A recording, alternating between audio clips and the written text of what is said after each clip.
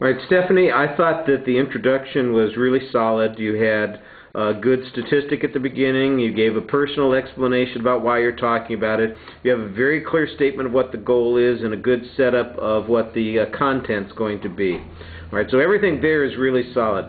The material, I think, needs a little bit more work. You did a good job distinguishing the different types of diabetes. I've got to agree, the visuals are problematic, and I think that they're easy for you to fix because you actually have something that works. This is just a technical sort of thing.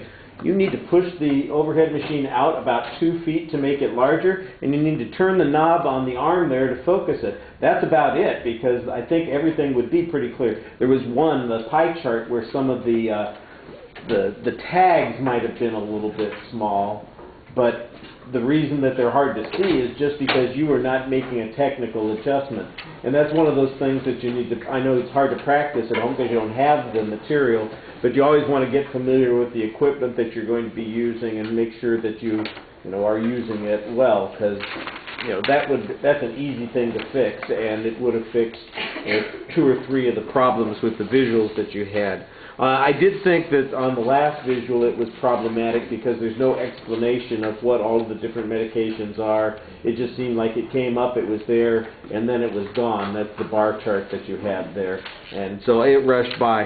I think the object's kind of interesting. You could maybe walk through that process a little bit more, so it's not just here's the object and then put it aside. But for instance, you talked at one point about having to take insulin or checking the blood, or you were talking about the difference between type 1 and type 2 diabetes, and what is it that you're looking at when they do the testing, for instance, on the glucose meter? How is it indicate that the glucose is not being processed thoroughly enough? What do the numbers represent? I mean, there's stuff there that it kind of gets left out.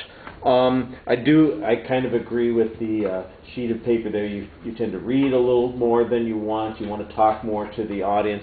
We're going to break everybody of the habit of doing anything more than having a couple of cards in your hand, so that you do remember to talk to the audience that you're speaking with. All right, that's enough of that. Thank you.